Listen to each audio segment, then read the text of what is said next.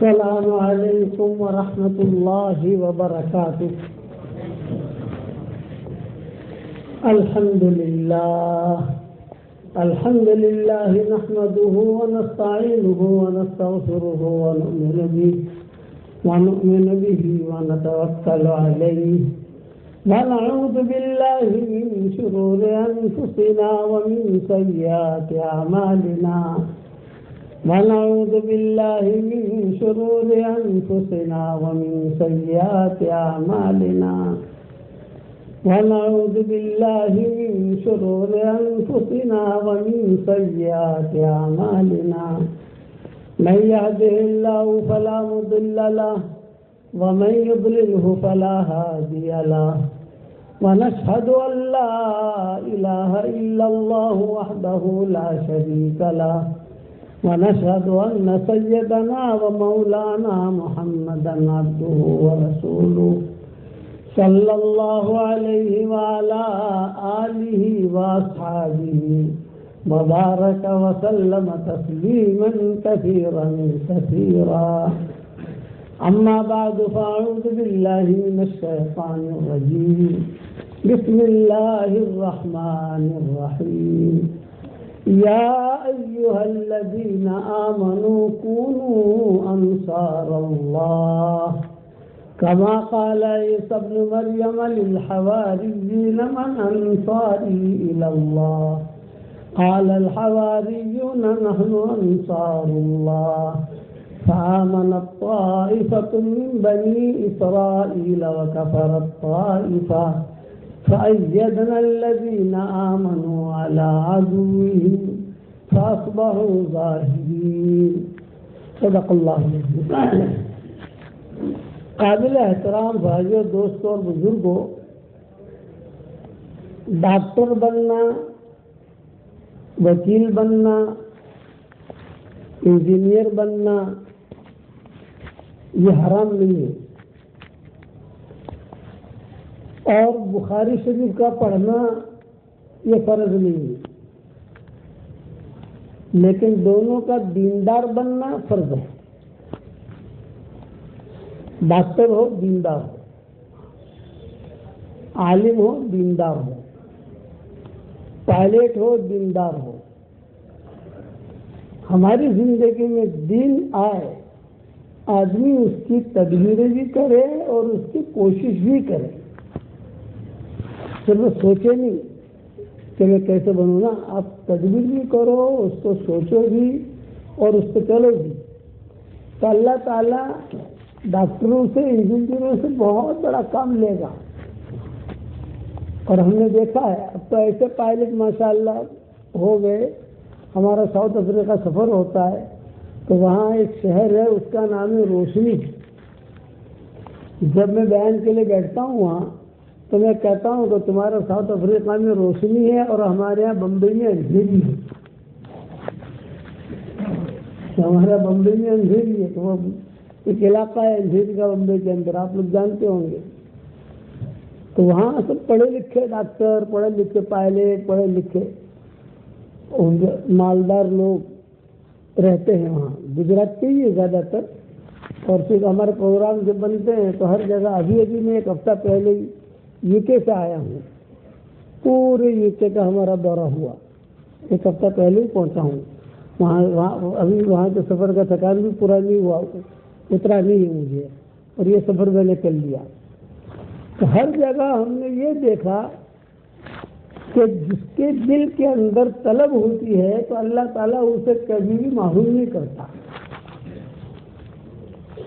دو doctor ہیں South Africa میں، ایک آپریشن کرنے والا ہے اور ایک بے ہوش کرنے والا ہے، دونوں بھائی ہیں، اور دونوں کے دونوں اپنی مسجد میں تراویح سناتے، قرآن سناتے ہیں رمضان میں۔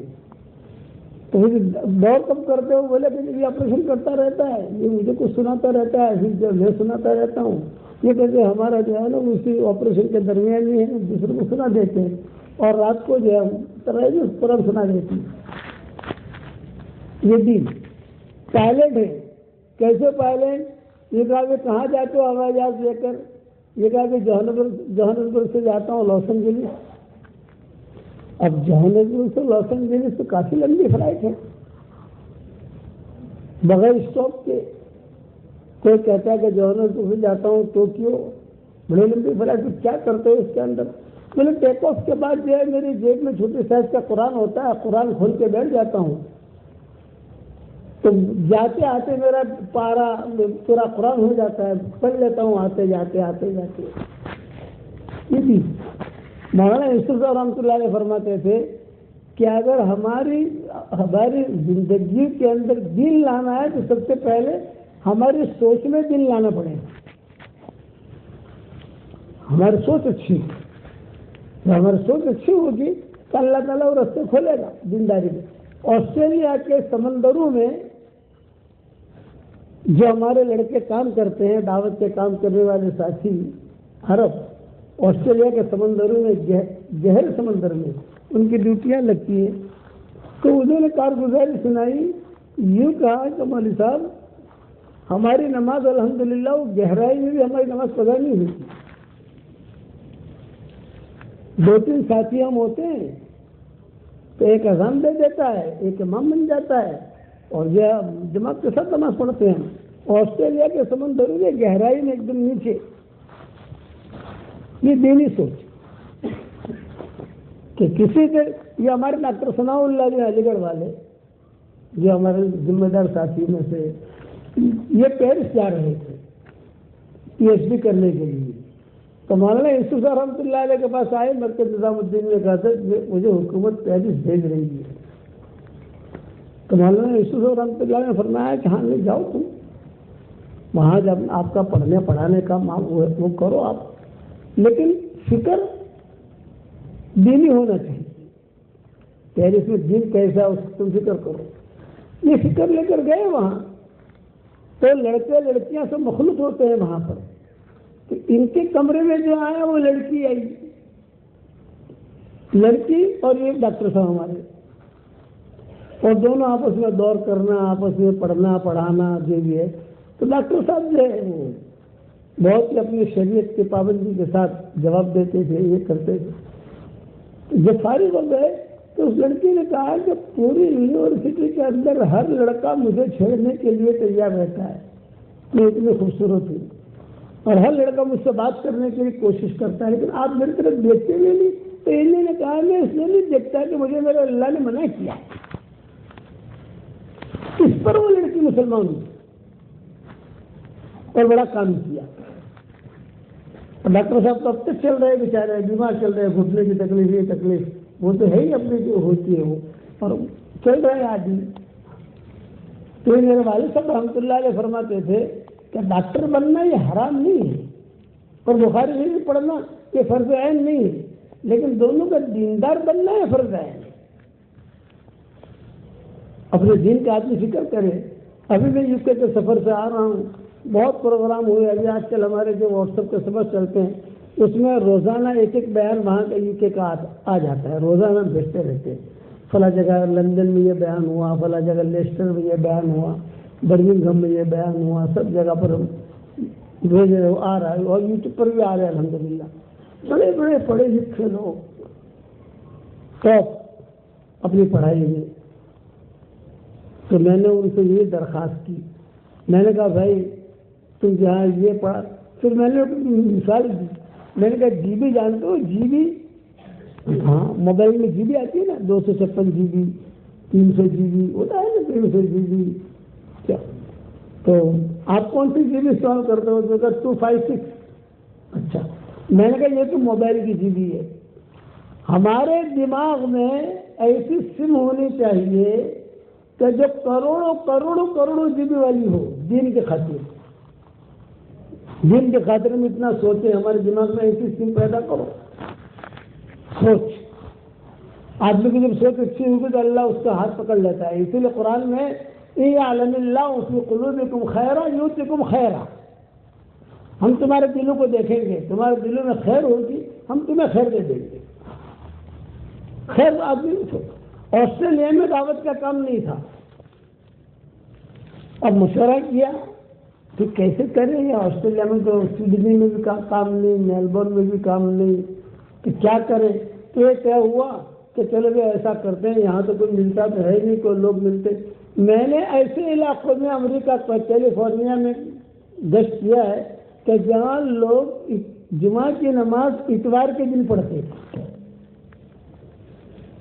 ایک مرتبہ گشت نہیں کیا، کئی مرتبہ گشت کیا۔ یہ تمہارا مائیکل جیکسن کا نام سنا ہوگا نا آپ نے، اس کو میں نے اسلام کی دعوت دی تھی۔ لمبا قصہ ہے، اب تو میں بھی بھولا گیا کیا ہوا تھا کیا نہیں ہوا تھا، اتنا ہم نے چکر کاٹے ہیں وہاں۔ تو وہ آسٹریلیا میں دعوت کے دن کا کام تھا ہی نہیں، تو کیا کریں؟ تو میٹرو میں جو ٹرینیں ہوتی ہے نا، وہاں پر جا کر کھڑے ہو جاتے تھے، وہاں تو لوگ نکلتے تھے، تو زور سے السلام علیکم السلام علیکم السلام علیکم، تو کوئی عرب ہوتا کوئی مسلمان ہوتا تو جواب دے رہے وعلیکم السلام وعلیکم السلام، اس سے بات کریں۔ اس میں جو ایک نوجوان عرب ملا تو اس سے بات کی، بات کرنے کے بعد کہا بھائی دیکھو ہماری جماعت ہندوستان سے آئی ہے اور جماعت جو ہے فلاں جگہ مسجد میں ٹھہری ہے، لکمبا ایک علاقہ ہے، لکمبا کہتے ہیں سڈنی کے اندر، لکمبا میں جو مسجد میں ٹھہری ہوئی ہے، آپ وہاں آ جاؤ۔ وہاں ان کو بلایا، 3 دن لگایا۔ آج جو ہے پورے آسٹریلیا کا وہ ذمہ دار ہے معتزلہ، معتزلیسی کہتے ہیں اس کو، قبیلے بنی لیس سے ہے، عربوں میں قبیلے ہوتے تھے نا، قبیلے ثقیف ہے، قبیلے لیس ہے، وہ آدمی تھا، وہ وہاں ملا اور بول کر جو ہے سارا اللہ تعالیٰ نے اس سے کام لیا۔ کچھ نہیں کہہ سکتے کہ اللہ تعالیٰ کس سے کیا کام لے گا۔ یہ ہماری کتاب مومن کا ہتھیار جب آئی تو میں پاگلوں کی طرح حرم شریف میں لے کے گھومتا تھا۔ شروع میں آئی یہ کتاب، ہم نے کہا بھائی یہ کیسے لوگوں تک پہنچائیں، کیا کریں؟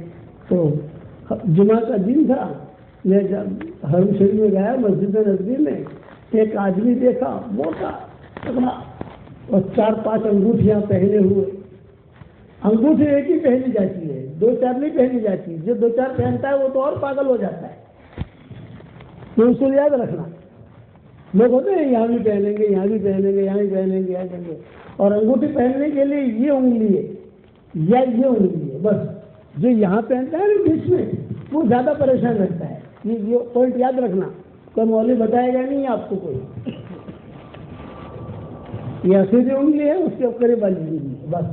بعض لوگ یہاں پہنتے ہیں، بعض لوگ یہاں پہنتے ہیں، بعض وہ زیادہ بیچارے ٹینشن میں رہتے ہیں۔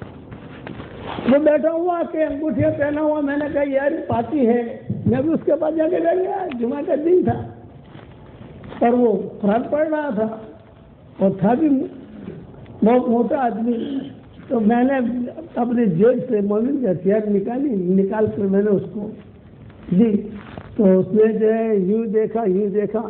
ہمارے کراچی میں ایسی کتابیں بہت ہے، یہ کہ اس نے مجھے واپس کر دی۔ اب میرا دل بہت ٹوٹا، میں نے کہا یار بڑی مشکل سے تو میں سمجھا، وہ سمجھے کہ شاید چندہ مانگا، بھائی مجھے چندہ نہیں چاہیے، یہ میری کتاب تم پڑھو اور جہاں پر بھی تم جاؤ تو ذرا اس کو پھیلا لینے کی کوشش کرو، ہم تو یہی کہیں گے نا۔ اور واپس کر دی اس نے۔ آئیے ہمارے کراچی میں بہت ہے ایسی کتابیں، کوئی بات نہیں بھائی، میں جو اپنے جیب میں رکھ لی۔ دوسرے دن میں وہاں نماز کے لیے گیا حرم شریف میں، تو یہ آدمی جو بھاگا، ارے آپ بکھرے موتی والے ہیں، بکھرے موتی والے ہیں، بکھرے موتی جس نے لکھی آپ؟ ہاں، ارے وہ مومن کا ہتھیار دو، مومن کا ہتھیار دو، جیسا بہت اکرام کیا، میں آپ کے ابا کو بھی جانتا ہوں، آپ کا بھی نام سنا ہے لیکن پہچانتا نہیں تھا، معاف کرنا، یہ وہ ہے۔ وہی آدمی پورے پاکستان، اچھا وہ آدمی کون تھا؟ وہ اس کا بہت بڑا کاغذ کا کاروبار تھا، ملیشیا سے کاغذ منگواتا تھا وہ، اور جتنے چھاپنے والے ہوتے تھے ان کو وہ دیتا تھا فری کے اندر، کتابیں چھاپو، بڑی بڑی باتیں تھی۔ تو اس نے کہا کہ میں تو اس کا ٹیم ہوں یہ کاغذوں کا، اب آپ کی کتاب میں انشاءاللہ چھاپوں گا، اللہ نے اس کو ذریعہ بنا دیا پورے پاکستان میں، اب تک ماشاءاللہ گھر گھر میں اللہ نے کتاب پہنچائی، ذریعہ اس کو بنا دیا۔ کچھ پتہ نہیں، اللہ عالم حیث وجل رسالتہ، کچھ نہیں کہہ سکتے اللہ کس سے کیا کام لے گا، یہ ذہن میں رکھنا۔ ہمارا جو واٹس ایپ کا سبق شروع ہوا 2013 سے شروع ہوا، 2013 سے مسجد نبوی میں، مدینہ منورہ میں بیٹھا ہوا میں، میں صرف ایک بات سوچتا تھا، اگر اتنے زیادہ مسلمان ہیں دنیا بھر میں پھیلے ہوئے، مرد عورتیں، ہر آدمی تو چلا لگاتا نہیں، ہر آدمی جو ہے 3 چلے نہیں لگاتا، ہر آدمی جیسے چلا لگاتا ہے تو جیسا ہم کہتے ہیں اصول سے بتاتے اس اعتبار سے لگاتا ہے، نہیں گھوم پھر کر کھا پی کے واپس آ جاتا ہے۔ اتنے سارے لوگوں میں کیا ہوگا؟ اس وقت میں یہ واٹس ایپ نکلا تھا، میری بچی نے کہا کہ ابو جی بڑی امی سے بات کرنی ہے آپ کو۔ میں نے کہا بیٹا بغیر پیسے کی بات ہوتی ہو تو کرا، پیسے والی بات تو بہت بھاری پڑتی ہے۔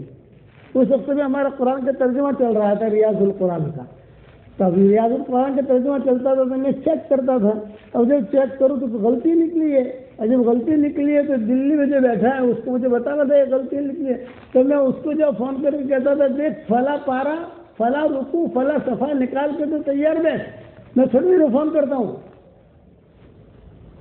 وہ تیار بیٹھتا تھا۔ پھر آدھے گھنٹے کے بعد فون کروں، دیکھ کھول لیا تو دیکھو 5 غلطیاں ہیں اس صفحے کے اندر، بولے میں نے دیکھ لی، جلدی میں نے کو سدھار کے بھیج، اب جلدی باتیں کریں تاکہ پیسے نہ جانے۔ تو ہماری بچی نے کہا بڑی امی سے بات کرنی ہے، میں نے کہا بیٹا فری بات ہوتی ہو تو کرا، پیسوں والی بات تو بہت بھاری پڑتی ہے۔ نہیں ابو جی بالکل فری بات ہو جائے گی۔ اس نے واٹس ایپ کا مجھے بتا دیا، یہ جب یہ واٹس ایپ آیا ہے آپ ایسے بات کریں، یہ کریں، یہ تو دین پھیلانے کا بہت آسان طریقہ ہے۔ وہ 2013 سے ہمارا واٹس ایپ کا سبق شروع ہوا، میں نے سب سے پہلے سبق شروع کیا میری فیملی کے لیے۔ ایک بیٹی میری ساؤتھ افریقہ میں، ایک بیٹی میری جدہ میں، ایک بیٹی میری یہاں، ایک بیٹا کسی جگہ، ایک بیٹا کسی جگہ۔ میں نے کبھی ان کی تربیت کیسے کریں؟ میں یہ واٹس ایپ آیا ہے، اس کے ذریعے سے اللہ رسول کی بات تھوڑی تھوڑی شروع کریں۔ یہ ہوتے ہوتے آج اللہ تعالیٰ نے کروڑوں تک بات پہنچائی۔ اکیلا ہی چلا تھا جانب منزل مگر چلتا گیا اور کارواں بڑھتا گیا۔ آدمی سوچے، آج کا سبق ہم یہ ہے کہ ہماری سوچ دینی ہونی چاہیے، اور اللہ کا وعدہ ہے تمہارے دل میں ہم دیکھیں گے، تمہارے دل میں خیر ہوگی ہم تمہیں خیر دے دیں گے۔ یہ مت پوچھو کہاں سے دیں گے، کبھی کبھی شیطان کے ذریعے سے بھی اللہ خیر دے دیتا ہے، حالانکہ شیطان تو بدماش ہے، لیکن اس کے ذریعے سے بھی اللہ خیر دیتا ہے۔ اب ابو ہریرہ کو آیت الکرسی سکھانے والا اور اس کی فضیلت شیطان نے بتائی تھی، حضور صلی اللہ علیہ وسلم نے نہیں بتائی تھی۔ ابو ہریرہ آتے تھے حضور صلی اللہ علیہ وسلم کے بعد یہ سکھا گیا، یہ سکھا گیا، آپ نے پھر تائید کی، آپ نے کہا کم وقت تو جھوٹا ہے لیکن بات صحیح بتا گیا ہے، جھوٹا لیکن بات صحیح بتا گیا۔ تو خیر جو ہے یہ اللہ کے خزانے سے آتی ہے، لیکن کب آتی ہے؟ جب آدمی کے دل کی کھڑکی کھلی ہوئی ہے۔ آدمی کے دل کی کھڑکی اگر بند ہے تو مسجد قریب ہوگی تو بھی آدمی محروم رہے گا، اور اگر آدمی کے دل کی کھڑکی کھلی ہوئی ہوگی تو اس کا مزاج نہیں دین ہے، ہر جگہ جہاں جائے گا وہ اپنے دل کو سوچے گا۔ ابھی ہم جب انگلینڈ کا سفر کر کے آئے، آدھا انگلینڈ کا سفر ہم نے کیا 1 مہینے میں، ہم نے ان کو ٹائم دیا تھا بھائی ہم جو ہے 15 دن رہیں گے تمہارے یہاں، زیادہ نہیں ٹھہر سکتے۔ انہوں نے کہا مولانا بہت تقاضے ہیں آپ بڑھا دو، تو میں نے کہا 1 مہینہ رہیں گے۔ انہوں نے کہا 1 مہینہ لیکن پورے انگلینڈ کا کر لینا، بعد میں نہیں آئیں گے ہم، لیکن مولانا اتنے تقاضے تھے 1 مہینہ 5 دن ہم رہے وہاں، الحمدللہ پورا کام کر کے آئے، پھر بھی آدھا انگلینڈ رہ گیا۔ اب 2026 کا وعدہ کر کے آئے ہم، کل انشاءاللہ 2026 میں کوئی تاریخ دے دیں گے 1 مہینے کی انشاءاللہ، اس میں یہ آدھا اسکاٹ لینڈ وغیرہ اور یہ گلاسگو ہے، اسکاٹ لینڈ جو اوپر کے سب شہر ہیں وہ رہ گئے ہیں، تو بعد میں آ کر کریں گے انشاءاللہ ہر جگہ۔ میں نے ان لوگوں سے کہا، اچھا مفتی فقی صاحب بھی تھے، ہمارا جو سفر چل رہا تھا تو ایک علاقے میں ان کا سفر چل رہا تھا، ایک علاقے میں میرا سفر چل رہا تھا، سمتیں الگ الگ تھی۔ جیسے احمد نگر میں مفتی صاحب پروگرام کر رہے ہیں، میں اورنگ آباد میں کر رہا ہوں، ایسا پروگرام چل رہے تھے۔ تو جو بات میں نے کہی وہی بات مفتی صاحب نے کہی۔ میں نے جب اخیر ہمارا پروگرام ہوا سب لوگوں نے ہمیں رخصت کرنا شروع کیا، مردوں اور عورتوں نے، تو میں نے کہا کہ بھی اللہ کا شکر ہے میں انگلینڈ کئی مرتبہ آیا ہوں، امریکہ بھی کئی مرتبہ گیا ہوں، دنیا میں الحمدللہ اللہ تعالیٰ ہر جگہ مجھے لے گیا ہے۔ لوگ مجھے پوچھتے ہیں تو بھائی صاحب کون سے ملکوں میں آپ گئے؟ میں نے کہا یہ مت پوچھ بھائی، یہ پوچھ کون سے ملک میں نہیں گیا، اور ایک مرتبہ نہیں کئی مرتبہ، لیکن ایک بات کا مجھے احساس ہوا کہ ہندوستان، پاکستان، بنگلہ دیش، ان تین کے مقابلے میں انگلینڈ میں دینداری زیادہ ہے۔ اور یہی بات مفتی صاحب نے اپنے بیانوں میں کہی، مفتی تقی عثمانی نے۔ ہمارا آپس میں مشورہ نہیں ہوا کہ یہ کہنا ہے، انہوں نے اپنے بیان میں کہی، میں نے میرے بیانوں میں کہی کہ انگلینڈ کے اندر دینداری کا ماحول زیادہ ہے، مردوں کے اندر، عورتوں کے اندر۔ وجہ کیا کہ وہ پڑھتے ہیں، ٹاپ لیول کی ڈگری کرتے ہیں، وہ ٹاپ لیول کی ڈگری کے ساتھ ساتھ وہ اپنے دین کو بھی لے کے چلتے ہیں۔ کوئی جگہ ہم نے ایسی نہیں دیکھی وہاں پر، کوئی جگہ کہ جہاں مسجد نہ ہو، مسجد، مدرسہ، اچھا پڑھنے والے، پڑھانے والیاں، لڑکیاں، حافظ، ایک دینی ماحول ہے۔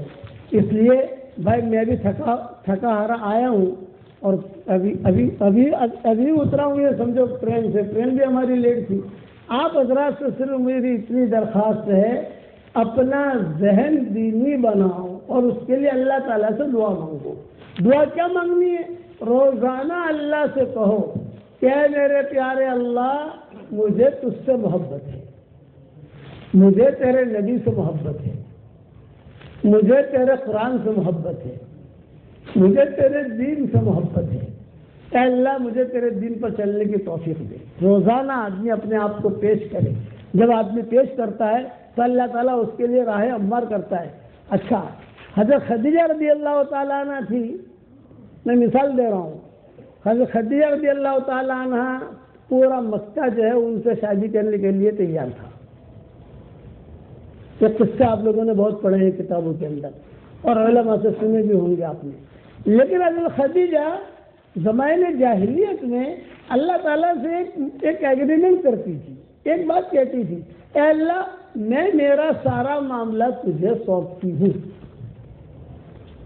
جو خیر ہو تو مجھے اس طرف لے چل، شر ہو تو مجھے بچا لے۔ مجھے شوہر کی ضرورت ہے، میرے پاس مال بھی ہے، میرے پاس ہر چیز ہے، لیکن اے اللہ تو مجھے چھانٹ کر دے۔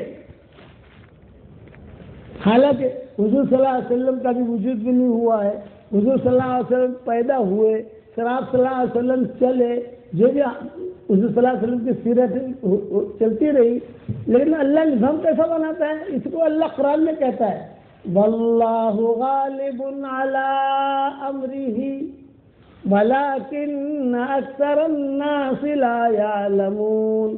اللہ اپنے معاملے پر غالب ہے، لوگ سمجھتے نہیں ہیں، تو لوگ سمجھتے نہیں ہیں۔ حضرت خدیجہ رضی اللہ تعالیٰ عنہ اللہ سے کہتے تھے کہ اللہ میرا معاملہ تجھے سونپتی ہوں، میرا معاملہ تجھے سونپتی ہوں۔ حضور صلی اللہ علیہ وسلم کی عمر جب 22-23 سال کی ہوئی تو حضرت حضور صلی اللہ علیہ وسلم کو ابو طالب نے بلایا اور فاطمہ نے بلایا۔ ابو طالب کی بیوی کا نام فاطمہ تھا، یہ دونوں نے بلایا اور بلا کر کہا کہ محمد 22-23 سال کی تمہاری عمر ہو گئی ہے اور ہمارے گھر میں غربت ہے، فاقہ ہے، اب تم بڑے ہو گئے تو دھندا بندہ کرو۔ تو آپ نے جواب دیا، معصومانہ جواب، کہ مجھے دھندا تو میں نے کبھی کیا نہیں ہے، کاروبار کیا نہیں ہے، میں کاروبار کرنا جانتا نہیں ہوں۔ ان دونوں نے کہا کہ ایک کام کرو، خدیجہ جو ہے نا سب کو پیسہ دیتی ہے اور شام بھیجتی ہے تجارت کے لیے، تو تم بھی لے کر کھڑے ہو جاؤ۔ آپ نے فرمایا ہاں میں کر سکتا ہوں۔ سنا جو حضور صلی اللہ علیہ وسلم گئے، جب اب اللہ کا نظام چل رہا ہے، حضور صلی اللہ علیہ وسلم تشریف لے گئے تو لائن لگی ہوئی تھی۔ اس وقت میں حضرت خدیجہ جو ایک درخت تھا اس کے نیچے بیٹھ جاتی تھی، اور درہموں کی تھیلیاں ہوتی تھی، دیناروں کی تھیلیاں ہوتی تھی۔ اس زمانے میں چیک بیگ تو ہوتے نہیں تھے، وہ تھیلیاں جو ہے وہ کسی کو 2 تھیلیاں دے دی، کسی کو 3 تھیلیاں دے دی، کسی کو دینار دے دیے، کسی کو درہم دے دیے، اور اس زمانے کے اعتبار سے ایگریمنٹ وغیرہ کر لیا اور ان کو شام روانہ کر دیا۔ حضور صلی اللہ علیہ وسلم پیچھے جا کر کھڑے رہے، تو کتابوں میں لکھا کہ جب پیچھے جا کے کھڑے رہے حضور صلی اللہ علیہ وسلم تو حضرت خدیجہ کی نگاہ پڑی۔ تو خدیجہ کی ایک سہیلی تھی، اس کا نام تھا نفیسہ، روایت میں آتا ہے۔ نفیسہ کو بلایا، پرائیویٹ سیکرٹری تھی نفیسہ، اور اس کو بلا کر کہا کہ وہ لڑکا جو پیچھے کھڑا ہے وہ کون ہے، تحقیق کر۔ ان یعلم اللہ فی قلوبکم خیرا یؤتکم خیرا، تمہارے دل میں خیر ہوگی اللہ تمہیں خیر دے گا. اور کہاں سے خیر دے گا آپ سوچ بھی نہیں سکتے. خیر دے گا اللہ، خیر دے گا، گھبراؤ مت آپ. کیوں آج نفیسہ گئی؟ نفیسہ نے جا کر نام پوچھا. آپ نے فرمایا محمد ابن عبداللہ ابن عبد المطلب. نفیسہ سمجھ گئی کہ عبد المطلب کے خاندان کا لڑکا ہے. سیدھا خدیجہ کو بلا کر کہا کہ آپا یہ تو شریف ابن شریف، شریف ابن شریف، شریف ہے اور شریف کا بیٹا ہے. اچھا میرے پاس بلاؤ. اب بلایا، بٹھایا. دیکھو یہ اللہ نظام چلا رہا ہے. دل میں خیر ہے تو اللہ نظام چلا رہا ہے. آپ بھی دل میں خیر لے کر اپنے آفس میں جاؤ گے یا ڈاکٹر یا جو ہے کوئی دنیا کا کام کرو گے تو یہ سمجھ لو کہ اللہ کا ہاتھ آپ کے ہاتھ میں ہوگا، اس میں کوئی شک نہیں ہے. دل ہمارا صاف ہونا چاہیے. میلے دل کو اللہ پسند نہیں کرتا، یہ ذہن میں یاد رکھنا. اسی لیے حضور صلی اللہ علیہ وسلم دعا مانگتے تھے اللہم طہر قلبی من النفاق وعملی من الریا ولسانی من الکذب وعینی من الخیانہ فإنک تعلم خائنۃ الاعین وما تخفی الصدور. اے اللہ میرے دل کو تو نفاق سے پاک کرنا، میری زبان کو جھوٹ سے پاک کرنا، میرے عملوں کو ریاکاری سے پاک کرنا. اے اللہ میرا ہاتھ اپنے ہاتھ میں لے لے. اب خدیجہ کے پاس حضور صلی اللہ علیہ وسلم آ کر بیٹھے. آپ کی عمر 22-23 سال کی ہے. پر بیٹھ کر حضرت خدیجہ نے پوچھا کہاں سے آئے ہو؟ بتایا میں فلاں فلاں جگہ رہتا ہوں. اچھا اچھا اچھا، والد کا بھی تمہارا انتقال ہو گیا ہے؟ ماں کا بھی انتقال ہو گیا، دادا کا بھی انتقال ہو گیا. ہاں میں 8 سال کی عمر، آپ صلی اللہ علیہ وسلم کی 8 سال کی عمر تھی اور دادا کا انتقال ہو گیا تھا. آپ صلی اللہ علیہ وسلم کی 5 یا 5.5 یا 6 سال کی عمر تھی اور ماں کا انتقال ہو گیا تھا. اور آپ صلی اللہ علیہ وسلم اماں کے پیٹ میں ہے اور ان کے والد کا انتقال ہو گیا تھا. حضور صلی اللہ علیہ وسلم کے والد کی قبر مدینہ منورہ میں ہے، ابھی موجود ہے وہ قبر. وہ قبر تو سنبھال کے رکھی ہے مدینہ منورہ. اللہ تعالیٰ ہم سب کو مدینہ منورہ لے جائے. وہاں اگر جاؤ تو وہاں جانا، وہاں علماء جاتے ہیں وہاں پر صرف دیکھ کے آ جاتے ہیں. نبی کے ابا ہیں وہ، اور بہت اہتمام کے ساتھ حفاظت کے ساتھ رکھی ہے. اور میں قصے میں ہوں اس قبر کے سلسلے میں. خیر یہ مضمون بیان کرنے کا نہیں ہے، لیکن یہ کہ میری زبان سے نکل گیا. اب اگر خدیجہ نے حضور صلی اللہ علیہ وسلم نے کہا کہ تم کرو گے کیا؟ فرمایا مجھے پیسے دو. سب شام جاتے ہیں، میں بھی شام جاؤں گا. خدیجہ سمجھ گئی. اور تو کیا آنکھوں میں ایک نور ہوتا ہے جو پہچان دیکھ کر سمجھ جاتی ہے.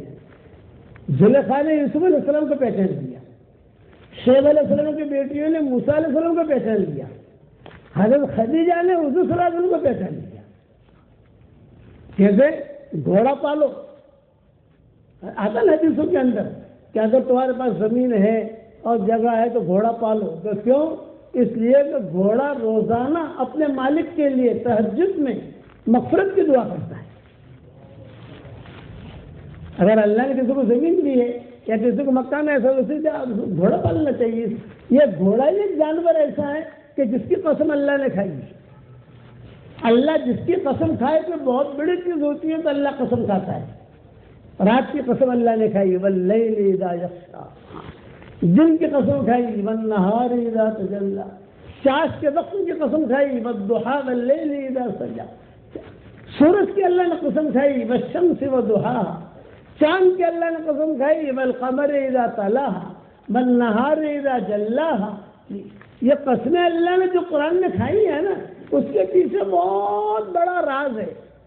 جب میں کتابیں زیادہ لکھتا تھا پھر تھوڑا علمی کام کرتا تھا، اب تو بڑھاپے نے ڈیرا ڈال دیا اس لیے زیادہ لکھنا پڑھنا تھوڑا کم ہو گیا. میں نے نیت کی تھی کہ اللہ نے قسمیں کیوں کھائی؟ اللہ کو قسم کھانے کی کیا ضرورت پڑی بھائی؟ ایک سوال ہے نا کہ اللہ کو قسم کھانے کی ضرورت کیا پڑی؟ کتنے قسمیں اللہ نے قرآن میں کھائی. اللہ کو حق ہے وہ کسی بھی قسم کھائے. اللہ اپنے بارے میں کہے ہم، اس کو اختیار ہے، یا کہ میں، تو اس کو اختیار ہے. اننی انا اللہ لا الہ الا انا، میں اکیلا ایک اللہ ہوں. اور دوسری جگہ کیا کہتے ہیں؟ والسماء بنیناہا، ہم نے آسمان کو بنایا. حالانکہ یہ بھی کہہ سکتے تھے میں نے آسمان کو بنایا، یہاں ہم کا جملہ لائے، اور کسی جگہ میں، کسی جگہ ہم، کسی جگہ میں، کسی جگہ ہم. یہ اللہ کو اختیار ہے، اپنے بارے میں ہم کہے یا اپنے بارے میں میں کہے، اور کسی کی بھی قسم کھانا چاہے اللہ کو اختیار ہے، ہم نہیں کھا سکتے. اگر ضرورت پڑے گی صرف اللہ کی قسم کھاؤ، کبھی ضرورت پڑے تو. زیادہ قسمیں مت کھاؤ، زیادہ قسمیں کھانے والا اس کا مال تو بک جاتا ہے لیکن مال کی برکت ختم ہو جاتی ہے. یہ بیان میں قسمیں کھاتے ہیں نا، خدا کی قسم، خدا کی قسم، یہ مناسب نہیں ہے. زیادہ قسمیں کھانے سے آدمی اللہ کی نگاہ سے گر جاتا ہے. بہت مجبوری ہے تو آدمی قسم کھائے اللہ کی. کوئی مسئلہ ہے، پولڈ کے اندر کوئی مسئلہ ہے، کوئی حکومت کوئی چیز ہے، بہت بڑی مجبوری ہے. ارے تیری ماں کی قسم، ارے تیری گردن کی قسم، ارے میرے باپ کی قسم، اور یہاں لگائیں گے یوں، یہ سب حرام ہے. اس کی کوئی اصل ہماری شریعت میں نہیں ہے. اللہ کو اختیار ہے. اللہ نے سارے قسمیں کھائی، بل عادیات ضبحا، گھوڑے کی قسم اللہ نے کھائی. اللہ نے انجیر کی قسم کھائی، والتین، زیتون کی قسم کھائی. بس زیتون مطلب کہ انجیر میں اور زیتون میں کچھ ہے جس کی وجہ سے اللہ نے قسم کھائی. اللہ نے پکوڑے کی قسم نہیں کھائی، بھجے کی قسم نہیں کھائی. یہ آپ کے اورنگ آباد کے اندر جو ہے کچھ تلن بلن ملتی ہوگی اور کچھ مٹھائی خاص ملتی ہوگی، اللہ نے اس کی قسم نہیں کھائی. جیسا وفلاطن کی قسم اور سب ماوے کی قسم اور لڈو کی قسم، بس تین، بس زیتون. تو یہ خدیجہ یہ حضور کو پہچان گئی اور حضور صلی اللہ علیہ وسلم کو پیسے بھی دیے. اچھا جاؤ، غلام بھی ساتھ کر لیے. دیکھو خیریں آ رہی ہیں. اگر ہمارے دل میں خیر ہوگی تو خیر سلام کر کے ہمارے پاس آئے گی، اور اگر دل میں خیر نہ ہوئی تو خیر دروازے پر آ کر بھی چلی جائے گی. بس یہ دو مضمون مختصر بیان کر کے بیان ختم کرتا ہوں. اب خدیجہ کے دل میں خیر تھی تو پیچھے پڑی رہی حضور صلی اللہ علیہ وسلم کے، مال بھی دیا، یہ بھی دیا، غلام کو بھی ساتھ کیا، اور غلام کو کہا کہ دیکھ جو ہے محمد کے ساتھ بھیج رہی ہوں، پورے راستے میں دیکھتے رہنا وہ کیا کرتے ہیں، آ کر رپورٹ دینا. چنانچہ حضور صلی اللہ علیہ وسلم گئے.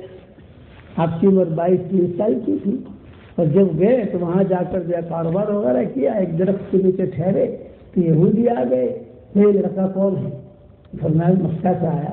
نہیں بولے یہ تو بہت بڑا لڑکا ہے، بہت بڑا لڑکا ہے، یہ نبی ہونے والا ہے. اس لیے ہماری کتابوں میں لکھا ہے اس درخت کے نیچے سوائے نبی کے کوئی بھی ٹھہرے گا نہیں. یہ قیام کیا مطلب یہ نبی ہونے والا ہے. یہ ساری چیزیں دیکھی. اچھا وہاں سے جب واپس آئے تو حضرت خدیجہ نے اپنے سہیلیوں سے کہا کہ دیکھو محمد آ رہے ہیں، دیکھو ابھی نبوت ملی نہیں. اب حضور صلی اللہ علیہ وسلم تشریف لائے. میں کس پر سنا رہا ہوں؟ دل میں خیر ہے تو خیر سلام کر کے آئے گی، اور اگر دل میں خیر نہیں ہے تو آپ کے دروازے پر آ کر میں خیر سلام کر کے چلی جائے گی. غافل محروم رہتا ہے، تنقید کرنے والا محروم رہتا ہے، اور غافل جو ہوتا ہے محروم رہتا ہے.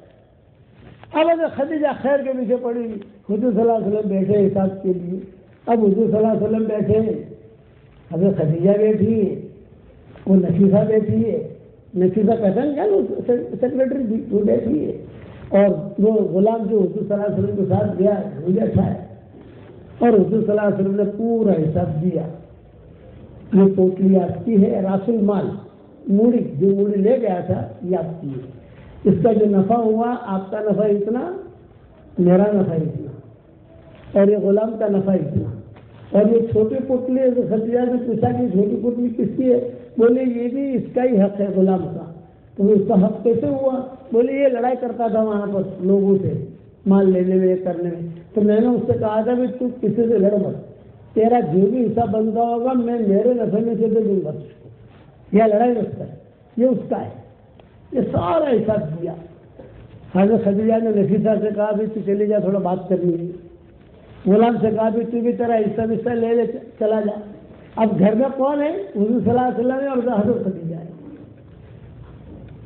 حضرت خدیجہ نے اپنا جو راس المال تھا موڑی جسے کہتے ہیں وہ حضور کو دے دی، بھائی یہ تم لے لو، آپ کو بہت خوشی ہوئی، بھائی میرا نفع تو ملا ہی مجھے، لیکن یہ کہ راس المال بھی مل گیا۔ پھر اپنا جو نفع تھا وہ بھی حضور کو دے دیا، تو حضور کو اور خوشی ہوئی، بھائی 3 پوٹلیاں آ گئی، میرا نفع بھی ملا، میرے خدیجہ کی موڑی بھی مل گئی راس المال، اور جو خدیجہ کا نفع بھی مل گیا۔ اب حضرت خدیجہ نے بات کی، میں کیا کہہ رہا تھا، دل میں خیر ہے تو خیر سلام کر کے آئے گی آپ کے پاس، یہ جملہ یاد رکھنا، دل کو جو ہے نا خیر سے آباد رکھو آپ، پھر دیکھو معاملہ اللہ کے ساتھ کرو۔ اب حضرت خدیجہ نے کہا کہ محمد تم جوان ہو، شادی کا تقاضا ہے، آپ نے فرمایا ہاں تقاضا تو ہے مجھے، تو تمہاری کیا رائے ہے کہ میرے ساتھ تمہارا نکاح ہو جائے؟ بات حضرت خدیجہ نے رکھی، تو آپ تو صرف کما رہے تھے، ایک دم سے جو ہے شرما گئے، پسینہ آ گیا، سرخ ہو گئے، جب خدیجہ نظریں نیچی کر لی، تو خدیجہ نے کہا کہ نہیں بتاؤ تمہارا اگر خیال ہو تو ان کی ترتیب بنائی جائے۔ تو حضور صلی اللہ علیہ وسلم نے جواب دیا کہ، اور بہت اچھا جواب دیا، تو یہ نکاح شادی یہ معاملات یہ تو بغیر گھر والوں کے مشورے کے کیسے میں ہاں کروں؟ ابو طالب سے پوچھوں، فاطمہ اسدیہ سے پوچھوں، جو بھی ہے میرے رشتے دار جن کی تحویل میں ہوں ان سے۔ حضرت خدیجہ نے کہا ہاں ٹھیک ہے آپ کچھ لینا، اب آپ کو یہ ساری خوشیاں ملی۔ خدیجہ نے خود نے پیغام رکھا، جانتے ہیں وہ پورا مقصد چاہتا ہے خدیجہ کو، تیار نہیں ہوتی تھی۔ اچھا مال بھی ملا، تو کتابوں میں لکھا ہے کہ حضور صلی اللہ علیہ وسلم جب روانہ ہونے لگے وہاں سے تو حضرت خدیجہ دروازے میں چھوڑنے کے لیے آئی۔ اب حضور صلی اللہ علیہ وسلم جب باہر نکلے تو خوشیوں کی ایک خوشی تو تھی ماشاءاللہ، ایک شادی نکاح کی یہ باتیں ہمارے مولانا یونس پونا والے تھے رحمۃ اللہ علیہ، نام سنا ہوگا آپ نے، ان کا قصہ وہ سناتے تھے ہم لوگوں کو، تو بولتے تھے کہ مولوی شروع میں کوئی پونا میں کام کرتا تھا تو کوئی بھی یعنی اتنا استقبال نہیں تھا، تو سب سے زیادہ ٹینشن میرے لیے فجر کی نماز میں ہوتی تھی۔ میں بولا کہ فجر کی نماز میں کیوں ٹینشن مولانا؟ ارے فجر کی نماز پڑھانے کے لیے آؤں تو میں دیکھتا تھا کہ یار پہلی دوسری صف کے اندر کوئی اجنبی آدمی تو نہیں بیٹھا ہے، مطلب اجنبی آدمی صاحب کو کیا ٹینشن؟ ارے بھائی تمہیں پتا نہیں ہے، قصہ سنو، تو اپنا قصہ سنا کہتے میں نماز پڑھاتا تھا، نماز پڑھا کر جو السلام علیکم ورحمۃ اللہ، السلام علیکم ورحمۃ اللہ، تسبیح بعد میں پڑھتا تھا، پہلے جو ہے پہلی صف میں کون کون بیٹھا ہے، اگر روزانہ کے مصلی ہے تو کوئی ٹینشن نہیں، لیکن پہلی صف میں کوئی نیا آدمی بیٹھا ہے ٹینشن، دوسری صف میں کوئی نیا آدمی بیٹھا ہے ٹینشن، تیسری صف کے اندر کوئی نیا کہہ رہا ہے ٹینشن، اور ٹینشن کیوں؟ میں دعا کرا کے جب بیٹھوں اپنے اشراق پڑھنے کے لیے تو 3-4 آدمی میرے پاس آ جائیں گے اور سامنے بیٹھ جا رہے، آپ کہاں سے آئے تم؟ کہ میں احمد نگر سے آیا۔ آپ کہاں سے آئے؟ میں اورنگ آباد سے آیا۔ تم کہاں سے آئے؟ کہ میں بیڑ سے آیا۔ تم کہاں سے آئے؟ کہ میں مالیگاؤں سے آیا۔ اچھا بھی کیوں آئے ہو تم؟ یہ فرمایا کہ حضرت ہم آئے ہیں کہ ہمارے وہاں بہت انتشار ہے ساتھیوں کے اندر، تو ہم مشورے کے لیے آئے ہیں کہ کیا کریں، کیسی کیا تدبیر کریں وغیرہ وغیرہ۔ تو مولانا کہتے تھے کہ میں اب یہ تو مہمان ہوں، تو مولانا کہتے تھے میں ان سے صاف کہتا تھا بھائی تم پوری رات کا سفر کر کے آئے ہو، لیکن بھائی میرے پاس تم کو ناشتہ کرانے کے لیے پیسے نہیں، میرے پاس اتنے پیسے نہیں کہ تمہیں ناشتہ کراؤں، لیکن تمہارے ناشتے کی سیٹنگ کروا دوں گا میں۔ تو 4 ساتھی کہتے تھے ہاں مولانا ناشتہ تو کرنا ہے، پوری رات کے بھوکے ہیں ہم۔ تو کونے میں بڑے میاں بیٹھے ہیں جو قرآن پڑھ رہے ہیں، داڑھی ہل رہی ہے ان کے قرآن پڑھتے پڑھتے، دیکھا تم وہاں چلے جاؤ اور وہاں جا کر بیٹھو سلام کرو، تو غصے میں جواب دیں گے وعلیکم السلام، محبت سے جواب نہیں دیں گے تو گھبرا مت جانا تم، ان کا یہ غصہ تھوڑا برداشت کر لینا۔ پھر وہ پوچھیں گے کہ کیوں آئے ہو تم، تو تم کہنا میں مالیگاؤں سے آیا ہوں، میں نے سنا ہے کہ آپ کی بیوی کا انتقال ہو گیا ہے، تو ہمارے یہاں مالیگاؤں میں ایک معلمہ ہے، سمجھدار بھی ہے اور عالمہ بھی ہے اور جوان بھی ہے، مالدار بھی ہے، وہ رشتہ لے کر تمہارے لیے آیا ہوں۔ پھر دوسروں کو پوچھے گا تو کہاں سے آیا؟ یہ کہا میں جو ہے بھیڑ سے آیا ہوں، تو اس سے کیوں آیا؟ میں بھی ایسے ہی آپ کے لیے رشتہ لے کر آیا ہوں۔ تو سب تو خالی رشتے کی بات کرنا، تمہارا ناشتہ ہو جائے گا۔ یہ مولانا سناتے تھے تو تمہارا اب وہ بڑے میاں جو ہے سب کے ناشتے کی بات سن کر وہ رشتے کی بات سن کر بڑے میاں کہتے بھائی دیکھو ابھی 10 منٹ باقی ہے عشاء کے وقت میں، خاموش رہو، مسجد میں رشتے کی بات کرنا ٹھیک نہیں ہے، اپن نماز پڑھ لیتے عشاء کی، بازو میں ہوٹل ہے وہاں جا کر ناشتہ بھی کرتے ہیں اور رشتے کی بات بھی کرتے ہیں۔ ان کا ناشتہ ہو جاتا تھا۔ تمہارے ہندوستان کہتے تھے ایسے کئی لوگوں کو میں نے ناشتے کروائے کہ یہ بڑے میاں جو تھے ایک دن میرے پاس آئے بھاگے مولانا یونس صاحب فرماتے تھے ارے مولانا یونس کئی لوگ یہ رشتے لے کر آتے ہیں، رشتہ تو کوئی کرواتا نہیں ہے اور ناشتہ کر کے چلا جاتا ہے۔ تو حضرت مولانا یونس صاحب فرماتے تھے وہ میں ہی بیچتا تھا، اب تو اللہ نے مجھے دے دیا تو ناشتہ بھی کرواتا ہوں۔ یہ شادی بیاہ اور اس کا یہ معاملہ جو ہے اتنا یہ ایسے جب پر پوتے کا نکاح ہو رہا ہے، پر دادا بیٹھا ہے، اس کے دل میں خواہش ہے کاش یہ مجلس میری ہوئی۔ یہ فطری چیز ہے۔ یہاں حضور صلی اللہ علیہ وسلم نے جن کے سامنے حضرت خدیجہ نے بات رکھی تو کتابوں میں لکھا ہے باہر نکل کر آپ صلی اللہ علیہ وسلم اپنا گھر کا راستہ بھول گئے، یہاں جانا ہے یہاں جانا ہے یہاں جانا ہے۔ تھوڑا دیر سوچا، ہم مدینہ منورہ میں رہتے ہیں، وہاں عربوں میں ہمارے بیانات ہوتے ہیں، تو عربوں سے ہم کہتے ہیں کہ بھائی دیکھو ہم تمہارے یہاں کھانا تو کھائیں گے نہیں، تو کھانا کھانے میں بہت دیر لگتی ہے تم لوگوں کے یہاں، ہم جو چائے پیئیں گے، قہوہ پیئیں گے، کھجور کھائیں گے، بیان کریں گے، تمہارا کام اتنا ہے تو ہمیں حرم شریف چھوڑ دو، حرم شریف سے تو ہمارے گھر ہمیں لوگ لے آئیں گے انشاءاللہ۔ تو وہ جب کبھی وہ عرب ہوتے ہیں نا، جب ہمیں کار میں لے کر بیٹھتے ہیں تو احد کی طرف جاتا ہے، ارے تو احد کی طرف کیوں جا رہا ہے؟ ارے مولانا بھول گیا، تمہارا چہرہ دیکھ کر مجھے پتہ ہی نہیں چلا کہ حرم کا ہے احد کا ہے۔ پھر خدا کی طرف لے کے جاتا ہے، ارے میں تو کہاں لے کے جا رہا ہے یار، بیان تو ہوا یہاں حرم کے سامنے اور تو خدا لے جا رہا ہے۔ تو یہاں حضور صلی اللہ علیہ وسلم صاحب جی وہ ایک دم سے راستہ بھول گئے، تھوڑی دیر کھڑے رہے، ہاں یہ دلی سیدھے گئے ابو طالب کے یہاں۔ جب ابو طالب یہاں گئے تو ابو طالب خوش، فاطمہ سے خوش، ماشاء اللہ بیٹا آ گیا، بیٹا آ گیا، کما کے لایا کما کے لایا کما کے لایا کما کے لایا۔ میں نے کیا جملہ کہا نا، دل میں اگر خیر ہے تو خیر سلام کر کے آپ کے پاس آئے گی۔ خدیجہ کے دل میں خیر تھی تو حضور صلی اللہ علیہ وسلم کا رشتہ ہو رہا ہے، دیکھو وہاں۔ اچھا اب وہاں گئے تو ابو طالب نے کہا اچھا کیا کمایا کیا؟ حضور نے فرمایا دیکھو یہ میرا حصہ ہے، مجھے دے دیا۔ خدیجہ نے اپنا راس المال تھا وہ بھی دے دیا، ان کا نفع بھی دے دیا وغیرہ وغیرہ۔ اور ایک خوشخبری کی بات یہ سنو، خدیجہ نے مجھے یہ کہا ہے کہ محمد تم جوان ہو، تمہارے شادی کا تقاضا تو ہوگا۔ میں نے کہا کہ ہے، تو کہا کیا خیال ہے میرے ساتھ اگر تمہارا نکاح ہو جائے؟ یہ بات رکھی تو ابو طالب نے کیا کہا، تو نے خواب دیکھا ہوگا، تو نے خواب دیکھا ہوگا۔ فاطمہ جو تھی، فاطمہ ان کے اہلیہ ابو طالب کی، بعد میں مسلمان ہو گئی تھی، بہت اونچی عورت تھی، اس کے انتقال کا قصہ بھی عجیب ہے، کبھی سنائیں گے انشاءاللہ آپ کو۔ فاطمہ نے کہا ایسا کیوں کہتے ہو، خواب دیکھا ہوگا؟ میرا لڑکا جو ہے یہ محمد خدیجہ سے بہت اونچا ہے، خدیجہ سے بہت اونچا ہے، اس کا مال اس کی جگہ، لیکن عزت اور اس کی شرافت، اس کی کرامت یہ بہت اونچا ہے۔ اور فاطمہ نے کہا اب بھی جاؤ خدیجہ کے پاس اور بات کر کے آؤ۔ ابو طالب نے کہا کہ ابھی تو بات ہوئی ہے، کل پرسوں نہیں، اب بھی جاؤ بات کر کے آؤ۔ ابو طالب کو بھیجا اور حضور صلی اللہ علیہ وسلم اپنے کپڑے وغیرہ بدلنے کے اندر، سامان ادھر ادھر رکھنے کے اندر مشغول ہو گئے گھر میں، اور یہ ابو طالب گئے۔ نفیسہ بیٹھی ہوئی تھی، بھائی مجھے آپا سے ملنا ہے، نے کہا آپا آج نہیں ملے گی، آپا کل ملے گی، خدیجہ کل، آج نہیں۔ ابو طالب نے کہا جی مجھے بہت ارجنٹ کام ہے۔ اندر سے سن لیا خدیجہ نے، مین کون ہے، من علی الباب، عربی میں کہتے ہیں من علی الباب، دروازے پر کون ہے؟ تو نفیسہ نے کہا کہ ابو طالب ہے۔ اہلاً سہلاً، اہلاً، آنے دو آنے دو آنے دو آنے دو۔ ابو طالب ہے، اب ابو طالب ہے اور حضرت خدیجہ ہے، اسلام تو آیا نہیں ہے ابھی۔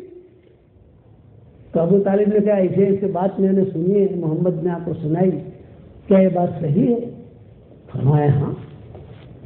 میں نے کہی تو ابو طالب نے سوال کیا، یہ کہا کہ آپ کی اتنی بڑی عورت ہے اور آپ کا جو مقام ہے مال کے اعتبار سے، حسن جمال کے اعتبار سے، خوبصورتی کے اعتبار سے، خاندان کے اعتبار سے، تو کیسے معاملہ ہوگا؟ تمہارے والد کیسے تیار ہو جائیں گے؟ تمہارے چچا کیسے تیار ہو جائیں گے؟ برقہ بن نوفل جو ہے یہ کیسے تیار ہو جائیں گے؟ ان کے خاندان کے لوگ تھے. بعض روایت میں آتا ہے کہ اس وقت ان کے ابا کا انتقال ہو چکا تھا، بعض روایت میں کہ نہیں ان کے ابا زندہ تھے. حضرت خدیجہ نے کہا کہ نہیں، اگر تم لوگ طے کرتے ہو وہ تو ساری ترتیب میں بنا لوں گی. تو کیا بناؤں گی؟ تھوڑا ذہن میں بتاتے ہیں کیا ترتیب بناؤں گی؟ بولے میری عادت ہے روزانہ ہی میرے خاندان کے جو بڑے بڑے ہیں سورج غروب ہونے کے بعد سب کو روزانہ ایک ایک بوتل شراب کی پلاتی ہے روزانہ، لیکن کوئی خاص کام ہوتا ہے تو 2 بوتلیں پلا دیتی ہوں. جب 2 بوتلیں پلا دیتی ہوں تو وہ جو اپنے مدہوش رہتے ہیں اور بڑے کروڑوں کا چیک ہو، میں سمجھانے کے لیے چیک کہہ رہا جائے جس کو جو دستخط کرانا کرا دیتی ہوں. جب بات طے ہو جائے گی تو اس دن میں 2 بوتلیں پلا دوں گی اور میرا نکاح ہو جائے گا. دیکھو خیر تھی دل میں تو خیر سلام کر کے آ رہی، یہاں تک کہ ولیمہ کیسے ہوگا، کہاں رہے گا محمد، کیا ہے کیا نہیں، ساری تفصیل ہیں بعد میں سنائیں گے انشاءاللہ. سب کچھ طے ہو گیا، شادی کی تاریخ بھی طے ہو گئی، حضور صلی اللہ علیہ وسلم کے ساتھ نکاح بھی ہو گیا، 25 سال کی آپ کی عمر بھی ہو گئی. جب شب زفاف کے لیے کمرے میں داخل ہوئے ہیں تو خدیجہ نے وہی بات کہی، ہاتھ پکڑا حضور کا اور یہ ہاتھ پکڑ کر ایک جملہ کہا، محمد تمہارا ہاتھ میں پکڑ رہی ہوں، میرا اور کوئی ارادہ نہیں ہے، صرف ایک بات میں آپ سے کہنا چاہتی ہوں. یہ سب سے پہلی بات ہے، یہ نکاح کے بعد حضور کے حضرت خدیجہ کی ہوئی ہے. صرف ایک بات کہنا چاہتی ہوں، آپ کے پیشانی سے مجھے نبوت کا نور ٹپکتے ہوئے محسوس ہوتا ہے. ایک زمانہ آئے گا کہ اللہ آپ کو نبی بنائے گا، جب اللہ آپ کو نبی بنائے تو خدیجہ کو طلاق مت دے دے. جب اللہ آپ کو نبی بنائے تو خدیجہ کو طلاق مت دے دینا. بس حضور اس پر روئے اور آخر تک روتے تھے. یہ کہتے ہیں کہ ایک جملہ اس نے کہا تو میں نے جواب میں کہا میں اتنا بے غیرت آدمی نہیں ہوں کہ جس نے میرے اوپر مال لگا دیا، جس نے میرے اوپر سب کچھ قربان کیا اور میں اسے طلاق دوں. آخر تک حضور صلی اللہ علیہ وسلم کی زوجیت کے اندر رہی حضرت خدیجہ. انتقال کا وقت جب قریب تھا حضرت خدیجہ کا، حضور قریب میں بیٹھے ہوئے تھے. قریب میں حضرت جبریل آئے اور جبریل علیہ السلام نے حضرت حضور صلی اللہ علیہ وسلم کے کان میں کہا، حضرت میں آسمانوں سے آیا ہوں، اللہ نے سلام کہا ہے، آپ کو بھی سلام کہا ہے، خدیجہ کو بھی سلام کہا ہے، اور اگر آپ کو برا نہ لگے تو میرا سلام بھی خدیجہ سے کہہ دو. اور یہ کہہ دو کہ جنت کے اندر 3 محل اللہ نے تیار کیے ہیں. ایک حضرت خدیجہ کا محل ہے، ایک حضرت آسیہ کا محل ہے اور ایک مریم بنت عمران کا ہے، اور ان تینوں کے ساتھ آپ کا جنت میں نکاح ہوگا. یہ جبریل نے کہا حضرت خدیجہ کا مرض الوفات میں، بس اب مرے اب مرے اب مرے اب مرے. حضور نے ساری باتیں کہی تو خدیجہ سے. حضرت خدیجہ نے آنکھیں کھولی، حل تزوجت قبلی یا رسول اللہ، اے اللہ کے نبی کیا آپ نے مجھ سے پہلے کسی سے نکاح کیا ہے؟ آپ نے فرمایا میں نے نکاح تو نہیں کیا، لیکن یہ کہ آسمانوں سے خبر آئی ہے کہ تم تینوں کے منگلے قریب قریب دیں، یعنی میرا نکاح اللہ جنت میں ان کے ساتھ کرائے گا. حضرت خدیجہ کے ساتھ تو ہے، اور آسیہ فرعون کی بیوی اس کے ساتھ بھی حضور کا نکاح ہوگا، اور مریم بنت عمران ان کے ساتھ بھی حضور کا نکاح ہوگا جنت کے اندر. پھر حضرت خدیجہ رضی اللہ تعالیٰ عنہا نے حضور کا ہاتھ پکڑا اور ہاتھ پکڑ کر کہا کہ حضرت اب میں دنیا سے جا رہی ہوں، اشہد ان لا الہ الا اللہ واشہد انک رسول اللہ، آپ اللہ کے سچے رسول ہیں، اللہ کے علاوہ کوئی عبادت کے لائق نہیں.